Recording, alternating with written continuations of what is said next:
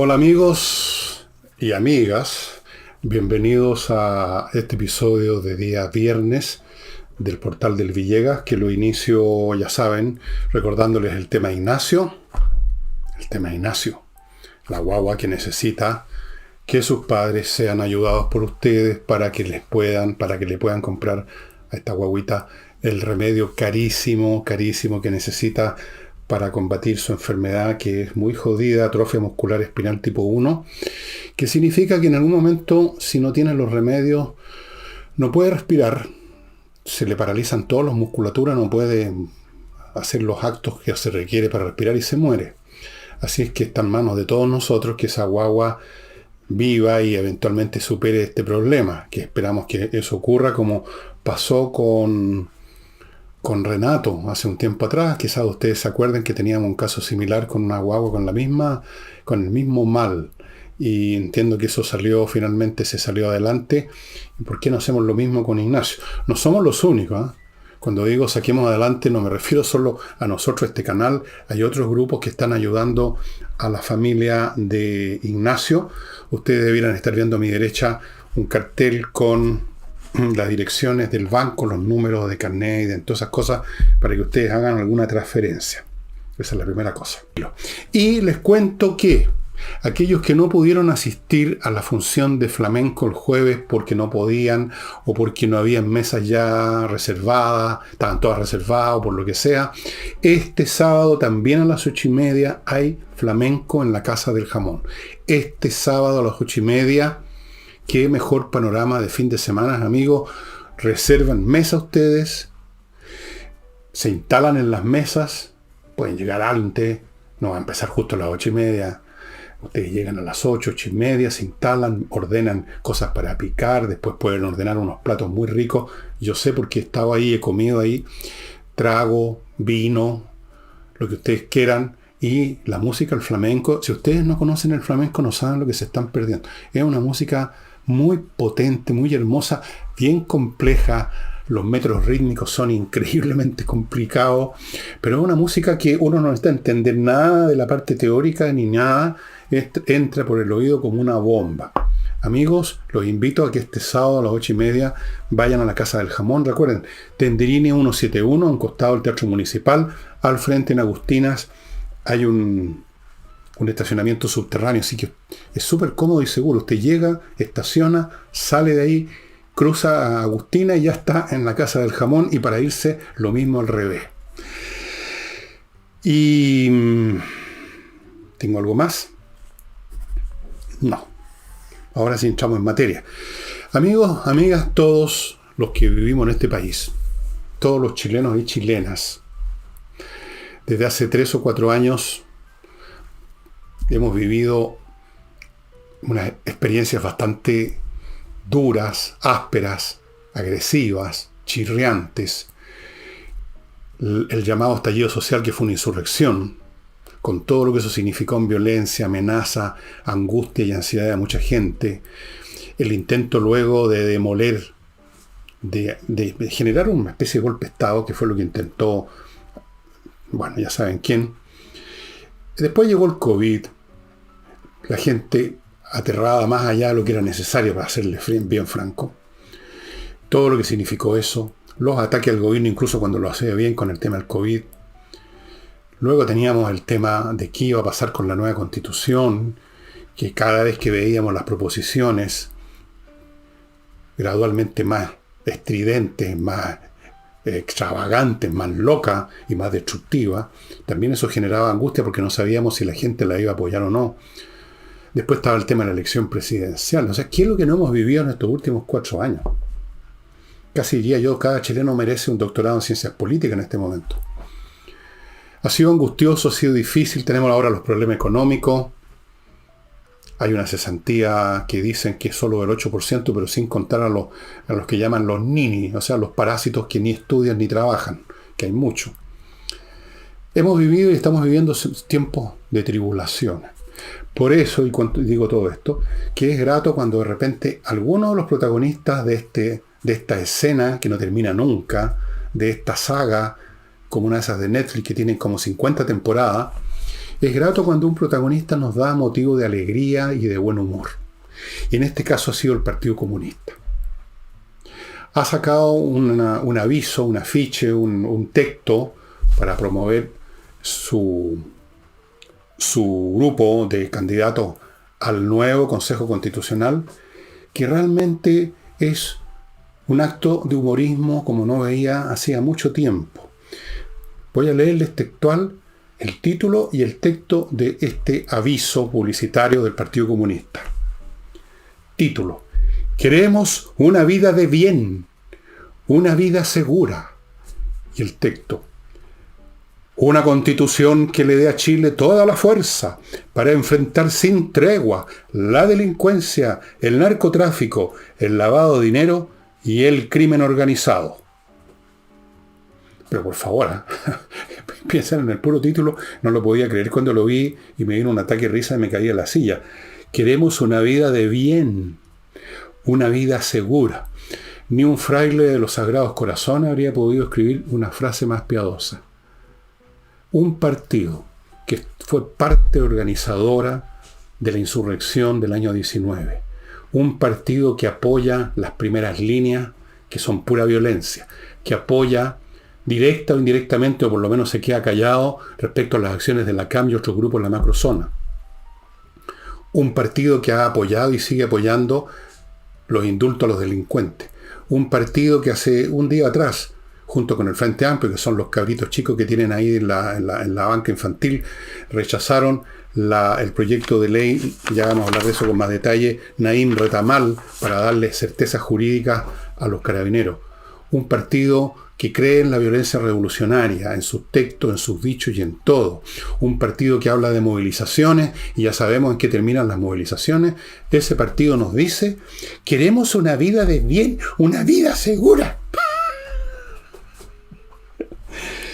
Esto es un monumento a la hipocresía como no se había visto nunca. Yo sé que todos los partidos, que todos los políticos prometen cosas que después no van a cumplir, distorsionan la realidad, son bastante mentirosos, son bastante hipócritas, son realmente despreciables en muchos sentidos, esa es la realidad.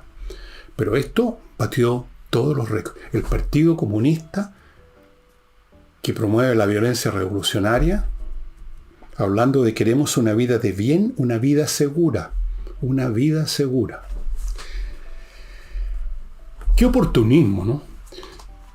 Claro, en el Partido Comunista se dieron cuenta, como se ha dado cuenta hasta el más imbécil en este país, hasta el más tonto, se dieron cuenta que el tema seguridad es lo central ahora, especialmente luego de la muerte ya de 2 carabineros en 15 días. Entonces, algún genio deslumbrante del Partido Comunista que trabaja en comunicaciones, algún publicista que se debe haber creído una luminaria, dijo: aprovechemos esta circunstancia, aparezcamos como que estamos promoviendo ¿cómo lo llaman? Una vida de bien, para la gente de bien. Aprovechemos, compañeros. Sin pensar que, si bien, como yo lo he dicho de frentón, pues no tengo aquí yo problemas con decir las cosas que pienso. Si bien nuestro país no es precisamente uno que destaque por su brillantez, digamos como promedio, ¿no? Tan estúpidos no somos. Tan estúpidos no somos para creer que el Partido Comunista, que defiende y promueve la violencia revolucionaria, lo ha hecho en Chile todo este tiempo, nos dice que quieren una vida de bien y una vida segura, y para eso hay que votar por sus candidatos. El oportunismo llevado ya a la quinta potencia, estimados amigos. Y la pregunta que uno se hace es: ¿habrán chilenos y chilenas que se crean este cuento? Que se crean que el Partido Comunista vio la luz y ahora está pensando tal como pensaría el obispo de Talca o el cura de los Sagrados Corazones, que están preocupados primeramente de enfrentar sin tregua, moviendo cielo de mar y tierra. Le faltó poner al estilo de la persona que tienen de mascarón de proa en la moneda. ¿Alguien podrá creerles que están interesados en esa lucha contra la delincuencia, el narcotráfico y todo lo demás, lavado de dinero? Imposible creerles. A los comunistas no se les puede creer nada.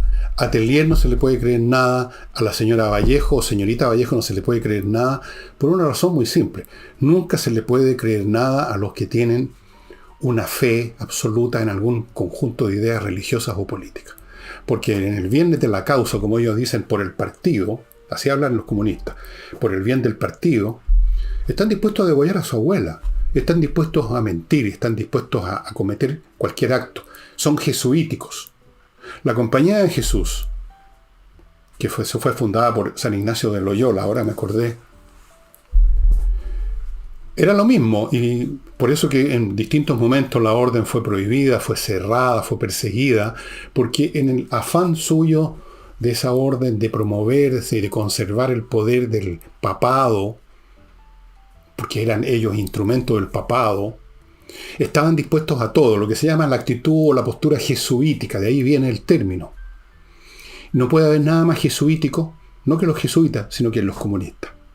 Por el partido, por la causa, por derivar el modelo neoliberal, por destruir las instituciones que conocemos, están dispuestos a decirnos que queremos una vida de bien, una vida segura. Ahora, hay veces en que para ser mentiroso hay que ser un poco inteligente y saber hasta dónde se puede estirar la cuerda. Como no son tan inteligentes como la gente cree, o por lo menos el comunicador que inventó esto, que dijo, cáspita, la gente está preocupada por la seguridad, aprovechémonos de eso, compañero. Pero llegaron demasiado lejos, se convirtió esto en una caricatura, y yo creo que van a haber muy pocos necios que se crean que el Partido Comunista ahora está dedicado a una lucha sin tregua contra la delincuencia. Porque si estuvieran dedicados a una lucha sin tregua contra la delincuencia, no habrían apoyado los indultos, no los habrían exigido. Porque detrás de los indultos de Boris están las exigencias del Partido Comunista. Como muchas otras cosas que hace Boris, detrás están las exigencias del Partido Comunista. Entonces, ¿de qué viene a hablar de la lucha sin tregua contra los delincuentes? ¿Cómo se puede llegar a tal grado de oportunismo? No voy a decir cinismo, porque el cinismo es exactamente lo contrario. Es decir, sin pelos en la lengua lo que uno piensa. Eso es ser cínico, no como se cree aquí. Lo que hacen ellos es ser hipócritas. Ahora, de pronto, se ponen corbata, formales. Les faltó ponerse un crucifijo aquí. De hecho, debieran habérselo puesto porque están haciendo el papel de ese viejo refrán, el diablo vendiendo cruces. Increíble. Pero esto es lo que corresponde a las tácticas de un partido que sigue al pie de la letra la metodología leninista, que fue el hombre que dijo la frase dar un paso atrás para luego dar dos adelante. ¿Es necesario ahora aparecer como custodios del orden y la seguridad? Hagámoslo, no importa. No importa. Si después, si ganamos el poder, si ganamos lo que queremos ganar, si obtenemos un grupo de concejales que produzca una constitución lo más parecida a la primera propuesta, ¿qué importa lo que digamos ahora? Engañemos a los idiotas. Después hacemos lo que queremos, lo que tenemos que hacer, incluso para el bien de los idiotas, porque ellos creen que ellos saben lo que el país necesita, nosotros que somos los tontos, los fascistas pobres, los que habrían condenado a Jesús, como dijo Gutiérrez, porque en el fondo tienen un desprecio total por las masas, que tanto invocan. No les importa. La cuestión es llegar al poder, tener las instituciones, y luego harán lo que sea, lo que les parece conveniente. Y mientras tanto hacen y deshacen pensando en términos de ese objetivo, no en términos de lo que es verdad, lo que es honesto, lo que es justo, lo que es correcto, lo que es conveniente. No, lo que es justo, correcto y conveniente para su causa, para el partido. Así que digamos, queremos una vida de bien, una vida segura. Ellos, los comunistas, los propulsores, los promotores de todas las acciones, o gran parte de las acciones que hemos vivido en los últimos años en Chile. Increíble la cara de raja de esta gente. Antes de continuar, permítanme, estimados amigos, hacerme cargo de mi primer bloque comercial. Lo inicio con Mr. Wood, una mueblería que produce muebles de mucha calidad. Ellos se cuidan de que no quede ni un átomo, ni una molécula, ni una molécula de agua en la madera, que estén totalmente secas. Luego los diseñan, como ustedes pueden ver, en forma muy hermosa, son diseños hermosos. Y lo fabrican bien, eso es muy importante, porque un mueble, como tantas otras mercaderías, especialmente algunas que vienen de Oriente, son vistosas, pero son de mala calidad. Usted examine cómo hacen los muebles, de los vueltas si quiere, vea cómo están construidos y se va a dar cuenta que vale la pena detenerse en Mr. Wood si usted está pensando en cambiar algún mueble de su casa, una mesa de comedor, un sillón, un sofá, una silla, lo que sea. Y continúo con Entrena Inglés, estimados amigos, que mantiene su plan de verano de 24 clases en menos de 400 lucas, o sea, las clases menos de 20 lucas, para que usted adquiera finalmente esa base de inglés que nunca obtuvo ni por su cuenta ni yendo a otras academias. Esta academia, entrenainglés.com, tiene profesores de inglés y las clases son online y por lo tanto son realmente potentes. Si usted tiene la más mínima duda, pida una clase demo y se va a convencer. Sigo con compreoro.com, la manera de tener un resguardo financiero literalmente en sus manos, oro y plata en su forma física, metales preciosos, lingote, moneda, 99,99% de pureza, certificado por la Universidad Católica. El oro y la plata en sus manos son un resguardo. Los valores pueden caer, los valores financieros que están en una bolsa pueden derrumbarse, se desploman, como dicen siempre los periodistas, no pueden caer, siempre se desploman. El oro y la plata nunca se desploman ni se caen, mantienen su valor o lo acrecentan y nadie va a dejar de comprarlo, nadie va a tener duda, como puede ocurrir con un papel. El oro y la plata son valores intrínsecos y siempre lo han sido. Compreoro.com. Y termino este bloque con kmmillas.cl, su lugar donde usted puede vender, le van a comprar sus millas acumuladas en sus vuelos y que en cualquier momento se hacen humo, porque eso es lo que hacen las compañías. Las hacen desaparecer en un momento dado porque no podrían funcionar, dejando que los pasajeros acumulen y acumulen millas. Llegaría un día en que los aviones volarían con puro al gratini. Así es que antes que desaparezcan sus millas, vaya a kmmillas.cl. Y a propósito del poder, en un libro que muy pronto les voy a hablar de él, que muy pronto va a estar en sus manos y que es, por así decirlo, la continuación de Insurrección, en alguna parte de él examino qué condiciones tiene que tener un grupo que llega que pretende hacer la revolución, qué elementos de poder tiene que tener. No voy a entrar en detalle en lo que examino en el libro, pero sí voy a tomar uno de los elementos que es el mínimo absolutamente necesario, si no se cuenta con los otros dos, para tener una chance de llevar a cabo su revolución política y todo lo demás. Y ese método es repletar el aparato del Estado con su gente. O sea, no simplemente hacer lo que hacen todos los gobiernos, que es poner a sus amigotes, a sus camaradas, para darles pega básicamente, o para tener gente de confianza. Y ponen ahí un grupo importante. No, esto es otra cosa en su nivel cuantitativo y en su cualidad. Aquí estamos hablando de números impresionantes de gente que este gobierno ha metido en la administración pública. Hay una cifra que me llegó, no la he podido comprobar. 56.000 en febrero solamente. No sé si esa cifra es correcta, si en realidad son 5.600, pero si fueran 5.600 ya sería mucho, porque estamos hablando de febrero. El hecho de cualquiera que sea el número es un número grande y con él están repletando las instituciones del Estado. ¿Por qué y para qué? Porque si usted repleta las instituciones del Estado con gente que no simplemente va a tener un pituto para vivir, para comer, sino que van además, como es la gente que pone el gobierno con la intención de usar los instrumentos burocráticos que pone en sus manos a su cargo, para llevar a cabo una reconversión del Estado que le sirva de instrumento para su gran revolución, para sus transformaciones profundas, eso ya es una situación completamente distinta. ¿Saben quién hizo eso exactamente por las mismas razones que podría ser que lo está haciendo este gobierno? Lo hizo en de 1933 en adelante el señor Adolf Hitler. Cuando llegó al poder como canciller, miren ustedes los paralelos, llega al poder por métodos normales. Hindenburg, que era el presidente de Alemania, lo nombra canciller. Y como canciller Bueno, la historia es muy complicada, cómo llegó a canciller, qué había pasado antes, ustedes lo pueden ver en cualquier historia de Hitler o de la Alemania nazi.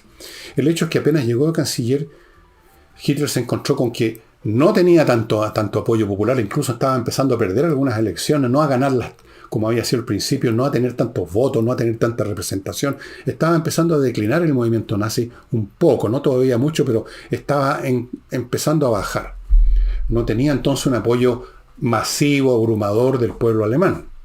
Tampoco controlaba al ejército alemán. El ejército alemán estaba en una postura un poco contemplativa, había uno o dos generales que tenían intenciones de manejar las cosas políticamente, no me acuerdo el nombre, es Schlechter, creo que era uno de ellos. El hecho es que Hitler no controlaba el ejército, ni controlaba una votación abrumadora, pero entonces se dedicó a controlar la maquinaria del Estado y llenó todos los cargos públicos que pudo, incluyendo cargos en las administraciones locales de Alemania, digamos, pues llamémoslo los municipios, las gobernaciones, las intendencias, no son esos los organismos alemanes, pero lo pongo como ejemplo. Todo con su gente, la policía, hasta el servicio de correo, todo lo llenó con su gente. Y no era cualquier gente que buscaba pituto, eran nazis. Eran personas convencidas como él de la agenda que había expresado ya crudamente en Mein Kampf. Y con eso le bastó a Hitler para destruir la capacidad política de la oposición y luego conquistar a las Fuerzas Armadas, y con eso ya en sus manos se pudo dar el lujo más adelante, cuando ya no le convenía, de destruir a las SA que le habían servido en el periodo previo, un poco como las primeras líneas de la izquierda, era las SA para Hitler en su momento. Se apoderó del Estado no cambiándolo legalmente, sino que simplemente llenándolo con su gente. Una vez que usted llena una organización con gente de determinada agenda y mirada, da lo mismo lo que digan los reglamentos o la constitución jurídica, teórica de esa organización. Usted la usa, usted la controla. Es lo que está haciendo el gobierno de Boric. E incluso uno podría decir que solo hay una institución o dos, pero voy a nombrar la más importante, que no puede hacer eso porque no puede llegar y meter gente, las Fuerzas Armadas. Boric no puede simplemente mandar gente. ¿Cómo? Las Fuerzas Armadas se forman con oficiales que estudiaron en las escuelas de oficiales. ¿Cómo? ¿Por dónde? No puede. Por eso que esas instituciones no son intocables, y es una de las claves de los problemas que tiene este gobierno, se diga o no se diga, que no ha podido, y ojalá no va a poder controlar las Fuerzas Armadas. Lo están intentando con el señor Alderstein que pusieron, y otros comunistas que pusieron en defensa. Pero no lo han logrado hasta este momento, por lo menos. Así que no miren ustedes esta llegada invasiva de gente al aparato del Estado como un ejemplo más de lo que hacen todos los gobiernos, porque aquí es distinto en cantidad y calidad. La cantidad de gente que ha metido, que es salvaje, y el fin que persigue esa gente, que es usar al Estado para llevar a cabo su agenda revolucionaria, que se llama transformaciones profundas. Así es. Esto es, como les digo, una repetición. Miren ustedes lo que es la vida de lo que hizo Hitler del año 1933, hasta que ya no fue necesario, ya tenía el control. Pero eso fue clave. Fue absolutamente clave. Yo me pregunto, tomando cualquiera de nuestros ministerios al azar, el Ministerio de Defensa o el Ministerio de Agricultura, el que sea, y vería cuál es su composición ahora en comparación con lo que era hace 4 años, 10, 20, en cuanto a cantidad y en cuanto a la naturaleza de la gente que está ahí y cuáles son los planes que tienen. Y da lo mismo cuál es la estructura de toda la vida del ministerio una vez que usted la copa con su gente. Vamos a continuar, amigos, con los temas que tengo acá. Vamos a ir al tema de la ley Nahum Retamal, la postergación de la votación del Senado sobre esta ley que tenía que votarse ayer y no se hizo. El por qué y el cómo lo vamos a ver, pero antes me van a permitir ustedes rápidamente un bloque chiquitito que lo inicio con Edisur, Edisur, esta editorial chilena, edisur.cl, el sitio de ellos, que edita puros títulos interesantes, importantes, a precios muy adecuados, en libros muy bien hechos, que ustedes pueden buscar en edisur.cl o en su local que está en compañía 1025. Les recuerdo una vez más que ahora ellos están ofreciendo un servicio único en el país, que es la impresión de un libro que ustedes necesiten, de ediciones de libros de autores que ya no se han editado, que ninguna editorial lo está editando, como esto, que les pongo de ejemplo. Memorias de Sherlock Holmes se llaman, pero en realidad no son las memorias de Sherlock Holmes, es el título que tiene, pero acá adentro hay un montón de cuentos en que naturalmente el protagonista que lo resuelve todo es Sherlock Holmes. Aquí hay 11 historias. Este libro usted no lo encuentra en ninguna parte, no está disponible estos cuentos, no está disponible esto, pero usted se pone en contacto con edisur.cl y le van a imprimir el ejemplar como hicieron conmigo con este. El ejemplar. Además usted se va a convertir en un coleccionista, y no es solamente este libro, hay otros que tienen en stock, cosa que usted vea el repertorio de libros que tienen en edisur.cl.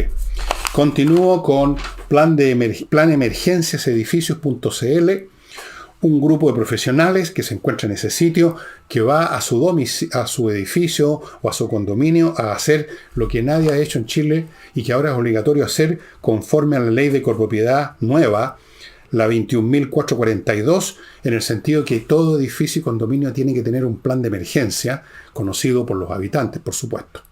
Plan de emergencia para casos de terremoto, incendio, etcétera, saber cuáles son los sitios seguros, qué es lo que hay que hacer, se toma o no se toma el ascensor, la escalera, se sube, se baja. Todas esas cosas dependen de la estructura física del edificio, del condominio, y eso la gente no tiene idea. Y entonces cuando llega a ocurrir una situación como esta, la gente se vuelve loca, el pavor los domina porque no tienen una idea de lo que hay que hacer, y menos han practicado lo que hay que hacer, y muchos, o la mayoría a veces de las fatalidades se producen por esta falta de conocimiento y esta histeria que le baja a la gente con mucha facilidad. Plan emergencia edificio.cl dota a los edificios y a los condominios de un plan de emergencia. Ese plan se hace conocer a los habitantes, se le distribuye, por supuesto se imprime, y la gente tiene por lo menos un principio para saber qué hacer si hay un incendio en tal piso, si partió aquí o partió acá, qué hago, subo o bajo. Todo eso, tenerlo ya en mente, ayuda muchísimo, salva vidas. Por eso que es ahora una ley, se convirtió en ley y es obligatorio. Plan emergencias edificio.cl. No espere que haya en desgracia. Póngase el parche ante la herida. Y termino este bloque con inviertanusa.cl, un grupo de profesionales que lo ayuda a invertir en bienes inmobiliarios en Estados Unidos, con un portafolio repleto de opciones. Si usted no tiene que saber nada del mercado inmobiliario, ahí va a tener el portafolio a su vista para que usted escoja lo que quiere, lo que le tinca. Le van a abrir cuentas en los bancos norteamericanos, los bancos le van a prestar plata, le van a dar crédito. Mientras tanto, inviertanusa.cl le puede estar tramitando la visa de residencia. Y si acaso llega a haber un problema, lo cual es difícil porque en Estados Unidos es muy expedito hacer negocio, pero si llega a haber un problema, inviertanusa.cl lo va a ayudar a resolverlo. No se van a cruzar de brazos, no van a mirar por el otro lado porque ya se hizo la venta, van a estar con usted. Eso no lo ofrece nadie salvo inviertanusa.cl. Bien, había que votar en el Senado la ley Nahum Retamal, que es una ley que le da el meollo de la ley. Hay varios elementos, pero el meollo de la ley, el núcleo, lo importante es que le daba certeza jurídica a carabineros cuando llegue el caso que usen sus armas de fuego, y que cuando eso ocurra no aparezca de inmediato una horda de abogados de distintas procedencias persiguiéndolo al día siguiente y convirtiéndolo en culpable o en sospechoso y reventándole la vida profesional y privada a ese carabinero. Es uno de los elementos centrales en la ley Nahum Retamal, y es central porque sin esa certeza los carabineros quedan ya moralmente desarmados. Teóricamente tienen el arma en la cartuchera, pero no se van a atrever ni a tocarla, salvo que ya les estén disparando. O sea, tienen que esperar primero que los ataquen para poder actuar. La izquierda se opuso, el gobierno se opuso, el Partido Comunista, que como ya nos advirtió, está porque queremos una vía de bien, una vía segura, se opuso. Dijeron que había que estudiar más esto, que hay que dejar unos cuantos días más para que lleguen más indicaciones. el oficialismo es el argumento que dio, la oposición lo consideró eso una estafa, no lo dijo así, yo lo digo, porque estas maniobras para postergar, supuestamente para meditarlo más, es una que ya se ha visto antes, estimados amigos, una maniobra dilatoria que no tiene como objeto simplemente dilatar el plazo, sino que dilatarlo hasta el infinito, hasta la eternidad. Se ha visto en otras discusiones. En otras palabras, como el tema de seguridad es tan importante que el Partido Comunista se mandó hasta este aviso que ya les mencioné, queremos una vida de bien, una vida segura, como es tan importante el tema, ellos y los demás del gobierno tenían que hacer la parada, como si tenían que hacer la comedia de que están interesados, que vamos a votar las leyes. Pero ya cuando llega el momento de los que hubo, cuando ya ante la opinión pública parece como que todos están contestes y están votando y discutiendo la ley, entonces ya se cumplió ese objetivo de aparecer ante la opinión pública con una imagen de preocupados por la seguridad. Ya cumplimos con eso, compañeros, y ahora hagamos hueón a la gente. No hagamos lo que dijimos que íbamos a hacer, porque el público se va a olvidar o van a aparecer otros temas y nosotros salimos, nosotros nos limpiamos, nos lavamos las manos. Se ha visto. Primero la comedia, el público muerde el anzuelo, creen que estamos preocupados como ellos, repito, de una vida de bien y una vida segura, pero una vez que ya nos vieron votando, una vez que nos vieron discutiendo, una vez que escucharon en las noticias que se está discutiendo el tema, ya la gente dice, bueno, están en esto, finalmente vieron la luz, están preocupados por la seguridad, pero no están preocupados por la seguridad. En absoluto les importa un huevo la seguridad, les importa su revolución, les importa seguir adelante como sea. Entonces, dilatemos. Vamos a ver cómo lo van a hacer el martes para volver a dilatar o entorpecer, porque hay miles de maneras de hacer eso, desde el punto de vista de las acciones en el Congreso, estimados amigos. Así es que, por presión popular y cuestión de imagen, se allanaron a sacar el proyecto Nahum Retamal del cajón donde estaba durmiendo hacía años ya. Años. 1, 2, 3 años, no sé, por ahí. Se allanaron a sacarlo del cajón. Pero no va a avanzar más allá de eso. Después lo van a volver a poner en el cajón. Eso es. Pero van a haber aparecido como preocupados. Porque hoy en día todo el mundo es carabinero hoy en día. Todos son carabineros.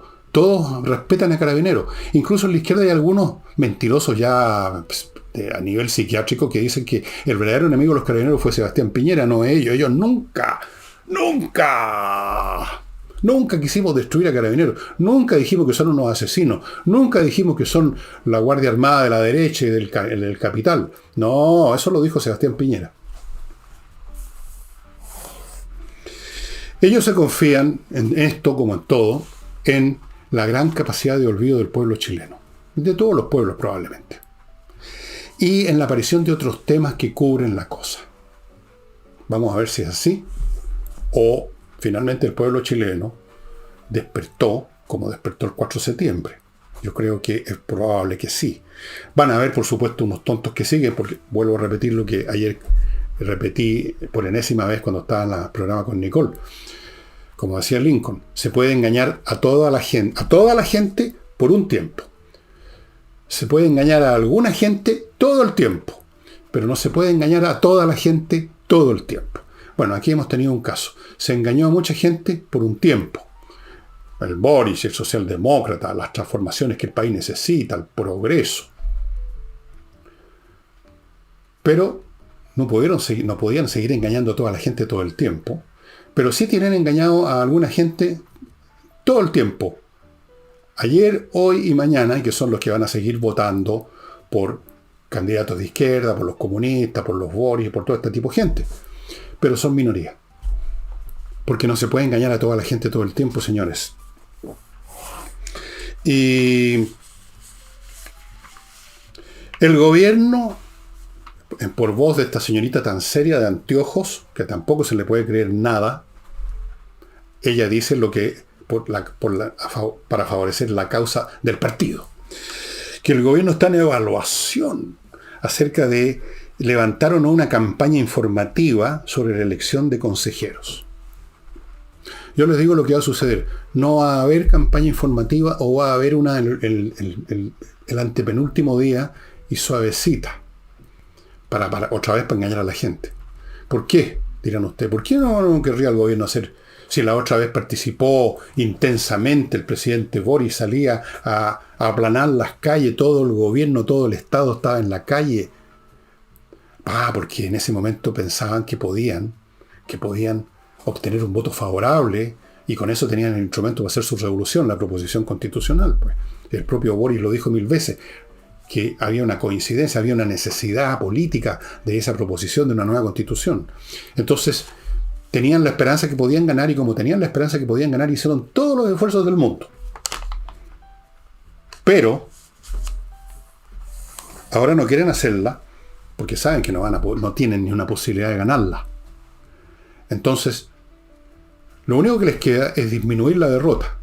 Y para disminuir la derrota, una de las maneras es disminuir la cantidad de gente que vaya a votar, pues. Claro, que sea el mínimo de gente que les haga tapa, digamos. Que sea el mínimo de gente que acuda a las urnas. Que haya el máximo posible de abstención, de forma de disminuir el nivel de la derrota. Así que no van a levantar campaña de verdad para que la gente que está abrumadoramente desinteresada e ignora el asunto. Algunos no saben que hay una votación en 7 semanas, 6 semanas más. No les interesa que esa gente sepa, porque asumen que la gran mayoría de esa gente va a votar por candidatos que no son de ellos, que no van a votar por los candidatos que queremos una vida de bien, una vida segura. Entonces, no, pues, ¿cómo van a estar interesados en salir a patinar por las calles si su propósito es que ojalá no hubiera votación? No sé cómo, pero que no hubiera, que votaran 2 pelagatos. Bueno,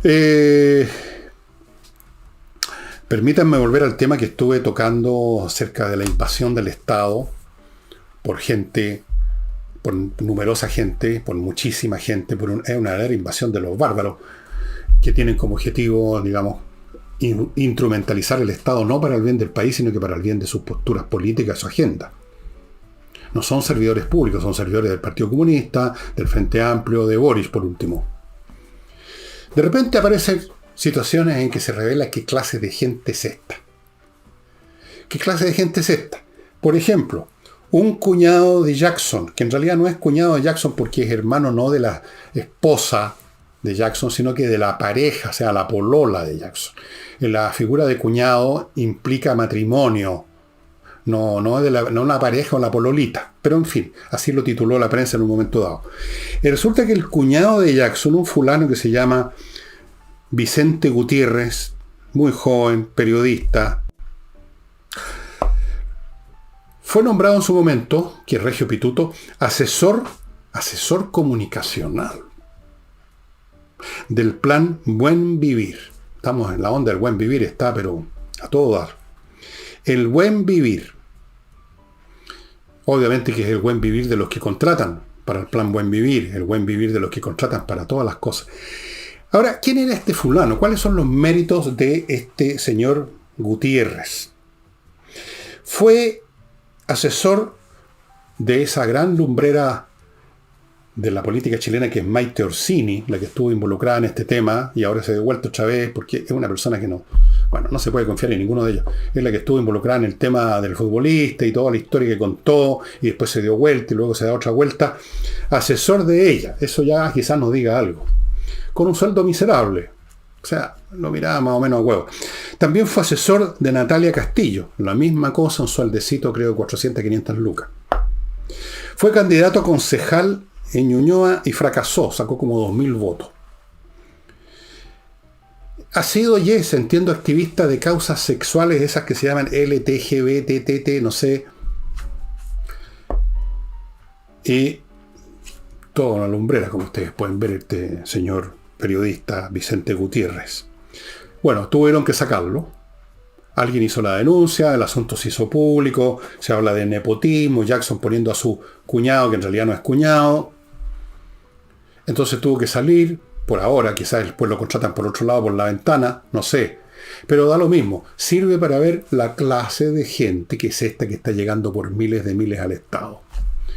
Vean ustedes una foto de Gutiérrez, eso también les va a servir para tener una idea de la clase de sujetos que están llegando al Estado.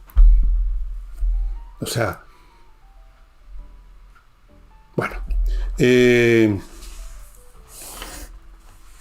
no hay remedio. Con esta gente, amigos, no hay remedio. Para nada.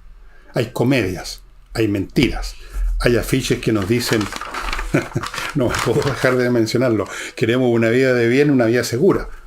Hay mesas de diálogo, hay moveremos el cielo, mar y tierra, hay ceño fruncido.